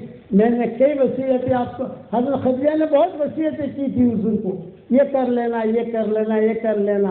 دوسری مرتبہ اگر اللہ اورنگ آباد لائے گا تو انشاءاللہ سنائیں گے ساری تفصیلیں. لیکن آخر میں ایک وصیت حضرت خدیجہ نے روتے ہوئی تھی کہ اس وقت میں حضرت فاطمہ قریب میں کھڑی ہوئی تھی. حضرت فاطمہ چھوٹی تھی، ان کی عمر قریب میں تھی. حضرت خدیجہ نے فاطمہ کا ہاتھ پکڑا اور فاطمہ کا ہاتھ پکڑ کر حضور کے ہاتھ میں دیا اور یہ کہا کہ حضرت میں دنیا سے جا رہی ہوں، میری وصیتیں نصیحتیں تو آپ نے سن لی ہے، پر آخر میں اتنی بات کہتی ہوں، میرے دنیا سے جانے کے بعد میری اس بیٹی کا بہت خیال رکھنا. حضرت فاطمہ کے بارے میں تھا، حالانکہ بچیاں اور بھی تھیں لیکن یہ سب سے چھوٹی تھی حضرت فاطمہ. میرے اس بچے کا بہت خیال رکھنا. اور کلمہ پڑھتے ہوئے دنیا سے رخصت ہو گئی. بغیر جنازے کے نماز پڑھے ہوئے ان کو محلہ میں دفن کیا. اس وقت میں جنازے کی نماز آئی نہیں، بعد میں آئی، تو بعد میں پورا احکامات آئے. میں کیا کہا بھی مختصر میں نے بیان کیا ہے، تفصیل یہ قصہ ہے جو میں پہلے بیان کر چکا ہوں، اور انگلینڈ کے سفر کے اندر تو بہت بیان کیے میں نے یہ قصے اس قسم کے. خیر ہوئی دل میں تو خیر سلام کرتے ہوئے آئی گی. جب حضرت خدیجہ کے دل میں خیر تھی تو خیریں کتنی ملی حضرت خدیجہ کو. آج ہماری بچیوں کے نام ہم خدیجہ رکھتے ہیں، آج یہ ہم ان کے لیے دعا کرتے ہیں. اور اگر دل میں خیر نہ ہوئی تو خیر دروازے پر آ کر میں بھاگ جائے گی. اس پر ایک قصہ سنا کر بات ختم کروں میں. افغانستان میں حالات آئے 600 سال پہلے، سب اجڑ گیا، زلزلے آئے، یہ آئے وہ آئے. ایک نوجوان لڑکی اپنے کچھ بچوں کو لے کر جان بچا کر وہاں سے تاشقند سمرقند کے لیے پیدل چلی. اور تاشقند یا سمرقند پہنچ گئی. اور کیا کروں میں، میرے بچے چھوٹے چھوٹے، سارا گھر اجڑ گیا میرا. تو وہاں کا جو امیر تھا وہ مسلمان تھا. سج گئی وہاں، اور وہاں جا کر کہا کہ امیر صاحب میں بہت پریشان ہوں، چھوٹے چھوٹے میرے بچے ہیں، میں مدد لینے کے لیے آئی ہوں اور آپ کو خوشخبری سناتی ہوں کہ میں سید گھرانے سے ہوں، آپ میری مدد فرمائیے. تو جو مسلمان بادشاہ تھا اس نے کہا کہ تم سید ہو، دلیل لاؤ، لکھا ہوا ہو، تمہارے پاس سند ہو، تمہارے پاس کچھ پروف ہو.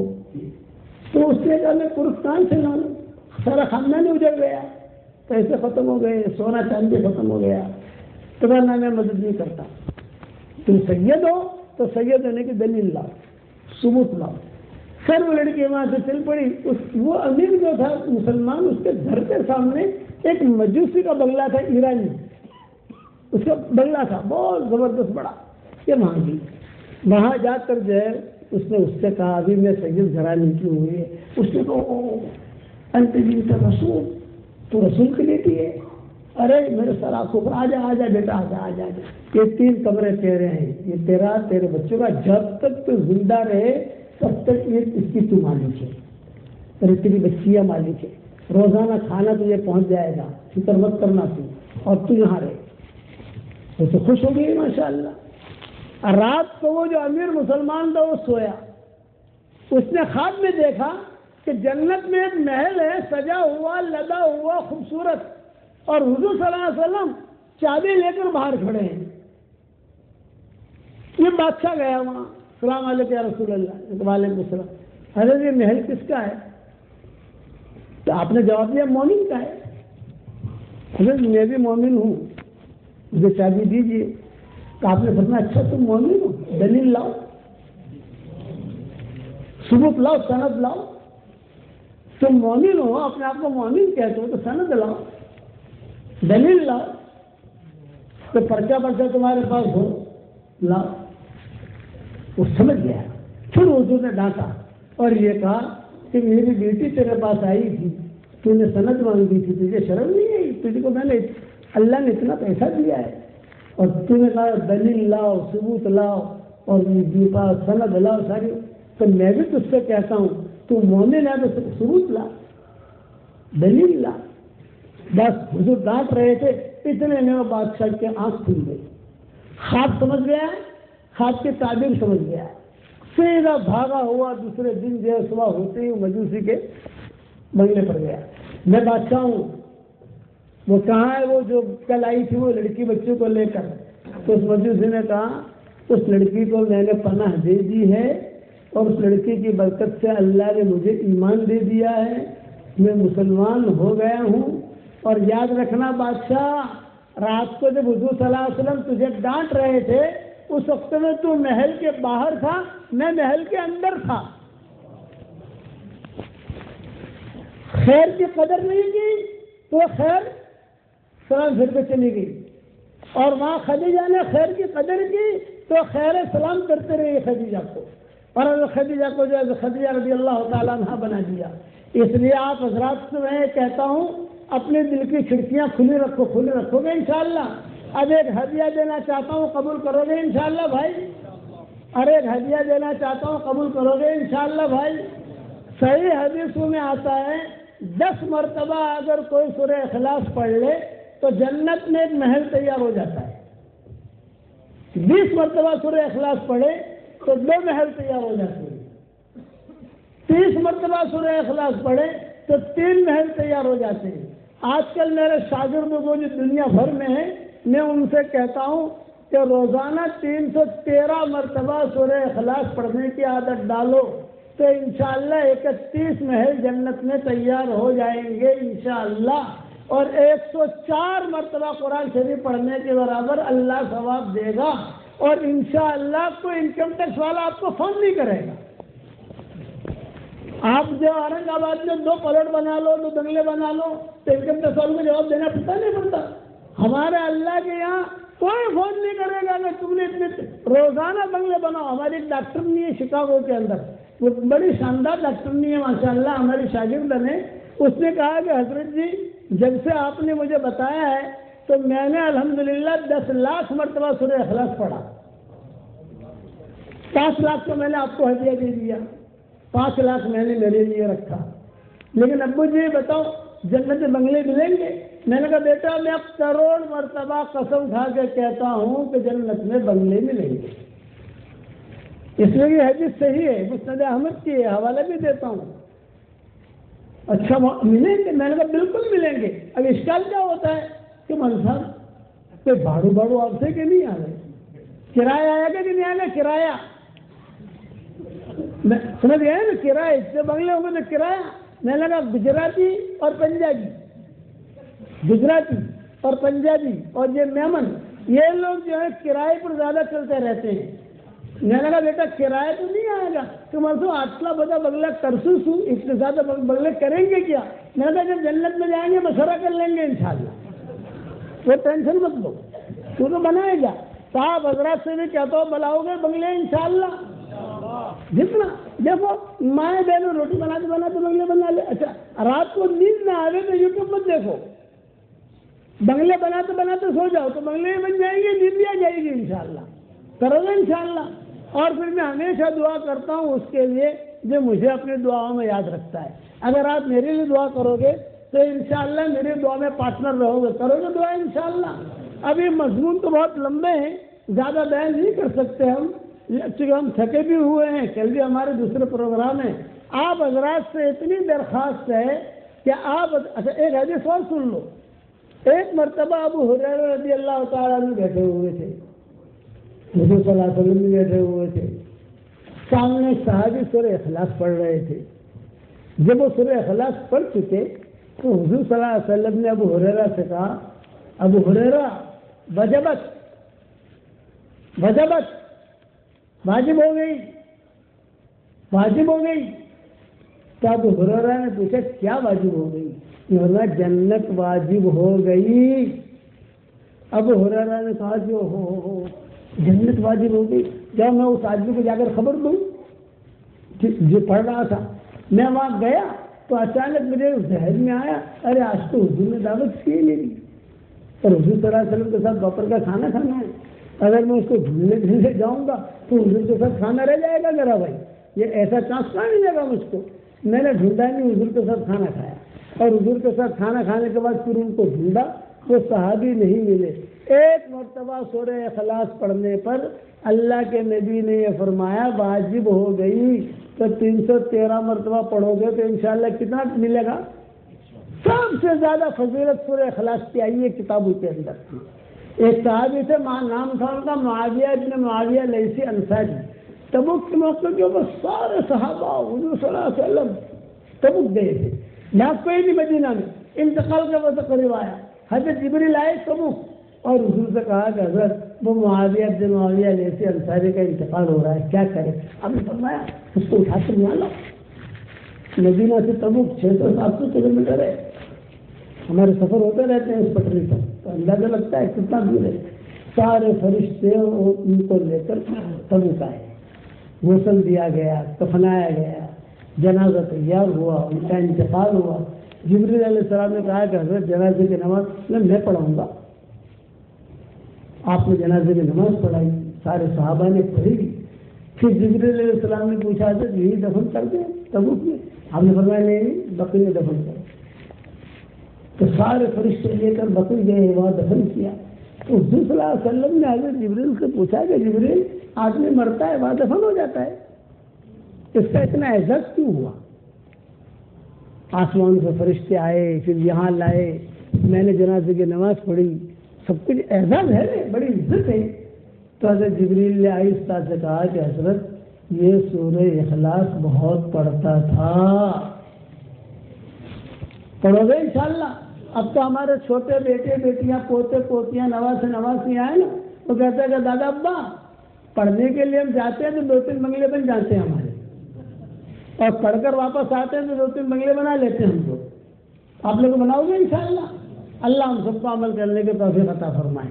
بقیہ تفصیل انشاءاللہ بعد میں آئیں گے، کریں گے، لیکن یہ کہ سارا مطلب یہ نیت کرے کہ مرتے دم تک ہمیں دعوت کے کام کو اپنا کام بنانا ہے۔ کہو انشاءاللہ دعوت کے کام کو اپنا کام بناؤ۔ ہر جگہ پر ہماری موجودہ جماعتیں بیٹھتی ہیں، جوڑ بھی ہوتے ہیں، پھر میں تو مسافر آدمی ہوں، ابھی تک میرا یوکے کے سفر کی تھکان میری اتری نہیں ہے، لیکن مجبوری میں یہاں آ گیا، دانا پانی یہاں تھا، اللہ نے بھیج دیا مجھے۔ اس لیے آپ حضرات سے درخواست ہے کہ دینی ذہن بناؤ۔ بس میرا اتنا جملہ یاد رکھنا، دل میں خیر ہوگی تو خیر سلام کر کے آئے گی، جیسے خدیجہ کو خیر مل گئی، اور اگر دل میں خیر نہیں ہوئی تو خیر دروازے پر آ کر ہی بھاگ جائے گی، جیسے وہ بادشاہ کے پاس سے بھاگ گئی۔ خیر رکھو گے انشاءاللہ، اللہ ہم کرنے کے پاس بتا خیر کی بات اور آئی ہے، جیسے ابھی تفصیل سے ساری باتیں اپنے سامنے آئی۔ اپنے اللہ پاک نے خیر کو اپنی زندگی میں لانے کے لیے اور اپنی زندگی کو خیر والی بنانے کے لیے ایک بہت زبردست محنت عطا فرمائی، جیسے مولانا نے فرمایا کہ ہم اپنی مزیدار جماعت میں جڑے، مقامی کام میں جڑے، اور وقتاً فوقتاً اپنے وقت کو فارغ کر کے اللہ کے راستے میں نکلنے کی بھی فکر کرے۔ جیسے ابھی اپنے پاس ماشاءاللہ 27-28 دسمبر سے 40 مہینے کی جماعتیں نکلے گی انشاءاللہ، اور اس کے بعد ایک جماعت جو ہے ایک تقاضے سے نکل رہی ہے 9 جنوری سے 18 جنوری 10 دن کے لیے۔ تو ہم سب نیت کریں کہ انشاءاللہ کم سے کم 40 دن 4 مہینے نہ صحیح تو 10 دن پر انشاءاللہ ہم نکلنے کی کوشش کریں گے۔ نیت ہے سب کی ماشاءاللہ، اچھے لوگ ہیں، اورنگ آباد والے اچھے لوگ ہیں ماشاءاللہ، ہمت کر کے بتائیں، اس کے لیے کب تیار ہیں ماشاءاللہ۔ ڈاکٹر عبد الماجد صاحب اللہ قبول کر رہے ہیں، اور بتائیں جی مولانا الیاس صاحب، حاجی پرویز صاحب، جی ہمارے اشرف موتی والا صاحب صاحب خانہ، ایڈوکیٹ کبیر صاحب، جی مولانا بلال صاحب، جی امیر احمد صاحب، اچھا ماشاء اللہ، جی مولانا حمید صاحب ماشاءاللہ، ہمارے حاجی عمر، ڈاکٹر مجید صاحب، ڈاکٹر صالح صاحب اللہ قبول کرنا ہے، عمران سوداگر اور حافظ اظہر صاحب، عبد الرحمان، جی کون ہے اویس 4 مہینے اللہ قبول کرنا ہے ماشاءاللہ، جی ڈاکٹر فیصل سنگھ جی صاحب اللہ قبول کرنا ہے، اور بتائیں زکریا اللہ قبول کرنا ہے ماشاءاللہ، اور بتاؤ جی ماشاءاللہ، ہمارے سہیل خان صاحب، جی اور بتائیں میں بھی کروں گا انشاءاللہ، شکریہ ماشاءاللہ، اور بتاؤ ڈاکٹر تھوڑا آپ کے دیدار کروا دیجیے، ڈاکٹر الطاف صاحب، جی ماشاءاللہ، ڈاکٹر عرفان صاحب ماشاءاللہ، جی اور بتائیں، اور نہیں کسی کا ارادہ ہے، ماشاء اللہ اللہ قبول فرمائے۔ کہاں کے مرد بھائی؟ اورنگ آباد کے، ماشاء اللہ، اللہ بہت قبول کرے، بہت قبول کرے ماشاء اللہ۔ اور بتائیں گے، اور کسی کے دل میں ارادہ ہوگا تو بتائیں، ٹھیک ہے، اللہ تعالیٰ کے آدھوں کو قبول فرمائے۔ اور اس کے علاوہ اور ایک دو علامات ہے، مولانا کا کل بھی بیان ہوگا، جمعہ کی نماز میں رہا مانوا یہ باتوں سے آپ انشاءاللہ کہو، انشاءاللہ۔ تو کل ظہر کی نماز میں رہا مانوا ساتھی پہنچنے کی فکر کرے، خود بھی پہنچے، اپنے ساتھیوں کو بھی لے کر پہنچے۔ اور دوسرا انشاءاللہ پروگرام ہوگا مغرب کی نماز میں نارے گاؤں میں، مکہ ٹاور کون سی بلڈنگ ہے؟ ہاں مکہ ٹاور این کے ٹریول، وہاں پر انشاءاللہ ایک پروگرام مغرب میں ہوگا، تو ہم جہاں پر بھی سہولت سے پہنچ سکتے ہیں خود بھی پہنچے، اپنے ساتھیوں کو بھی لے کر پہنچنے کی فکر کریں، ٹھیک ہے انشاءاللہ۔ مسافہ اگر مسافہ کرے تو ٹھیک ہے، لیکن معانقہ نہیں، صرف مسافہ کریں گے۔ ہم ساؤتھ افریقہ میں، انگلینڈ میں، وہاں جو لوگوں کو معانقے کی بہت عادت ہے، میں نے کہا یار تم لوگ یہ معانقہ کہاں سے لائے؟ مسافر کی حد تک ٹھیک ہے، اگر معانقہ بھی کبھی کریں گے نا تو ایک طرف یوں ایک طرف یوں ایک طرف یوں، وہ تو کر کے نکل جائے گا، لیکن جس سے معانقہ ہوتا ہے وہ مر جاتا ہے آدمی۔ میں نے کہا معانقہ ہماری شریعت میں ہے، لیکن آخری درجے میں بیوی سے معانقہ کرے آدمی، دوست سے معانقہ کرے، حضور صلی اللہ علیہ وسلم نے جعفر سے معانقہ کیا تھا، سمجھے نا۔ لیکن اچھا بعض لوگوں کی مجھے جو ہے اتنے بڑی بڑی ہوتی ہیں، پھر یہاں پوچھا دیں گے۔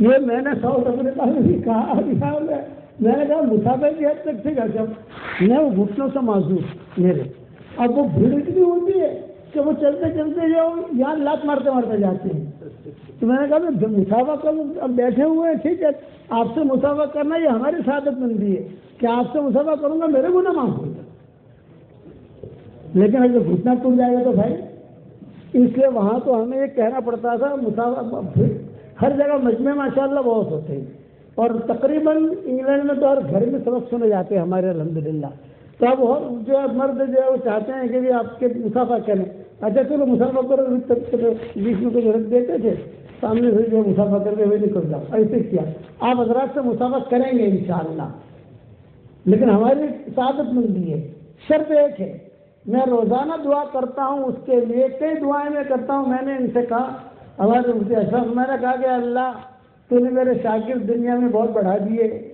ہر جگہ میں جا نہیں سکتا ہوں، بوڑھاپے نے ڈیرا ڈال دیا، اب تو اللہ تجھے ہی معاملہ سونپتا ہوں کہ جو بندہ اور بندی تجھے پسند ہو مجھے اس کے گھر میں لے جا اور اس کے گھر میں رکھ، اس کے گھر کا پانی پلا، اب سب جگہ جا نہیں سکتے، اب لوگ بہت بڑھ گئے۔ دوسرا یہ کہ جو میرے لیے دعا کرتا ہے میں اس کے لیے ہمیشہ دعا کرتا ہوں، تو میرے لیے دعا کرو گے انشاءاللہ بھائی؟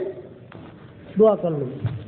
اللہم لک الحمد کما انت اہل فصلی وسلم علی سیدنا محمد کما انت اہل وفعل بنا ما انت اہل فانک اہل التقوی واہل المغفرہ، لک الحمد حمدا حمدا، لک الشکر شکرا شکرا، کما ينبغی بجلال وجہک وعظیم سلطانک۔ اے ہمارے پیارے اللہ، ہمارے گناہوں کو معاف فرما، ہمارے خطاؤں سے درگزر فرما، ہمارے اورنگزیب والوں کو قبول فرما، جتنے ڈاکٹر جمع ہوئے سب کو قبول فرما، انجینئر جمع ہوئے سب کو قبول فرما، خواص جمع ہوئے ان کو قبول فرما، عوام جمع ہوئے ان کو قبول فرما، ان کی پریشانیوں کو دور فرما۔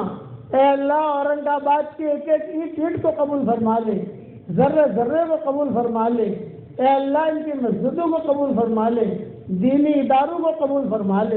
اے اللہ تیرے نبی نے فرمایا ہے الخلق عیال اللہ، ساری مخلوق اللہ کا کنبہ ہے، اے اللہ سارے انسانوں میں سے جو بیمار ہو تو ان کو شفا عطا فرما، جس کی جو حاجت ہو اس کی حاجت کا تو غیر سے تکفل فرما، جناتوں میں سے بھی جو بیمار ہو تو ان کو شفا عطا فرما، ان کی جو حاجت ان کا حاجتوں کا تو غیر سے تکفل فرما، جانوروں میں سے بھی جو بیمار ہو تو ان کو شفا عطا فرما، ان کی جو ضروریات ان کے ضروریاتوں کا جو غیر سے تکفل فرما، انسانوں کو بھی شفا دے، جناتوں کو بھی شفا دے، جانوروں کو بھی شفا دے، اور مچھلیوں کو بھی شفا دے، اس لیے کہ تیرے نبی نے فرمایا ہے ساری مخلوق تیرا کنبہ ہے۔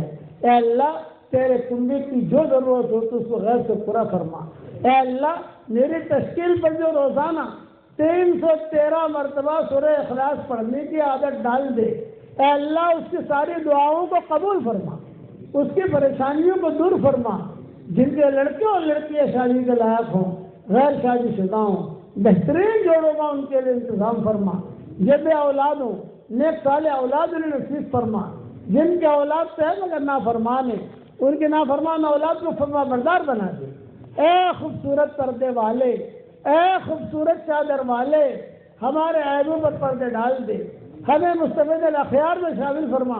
اے اللہ ہمارے جو اسفار ہو چکے اسے اپنے دربار میں قبول فرما۔ اور جو اسفار ہونے والے ہیں اس کو ہمارے لیے آسان فرما۔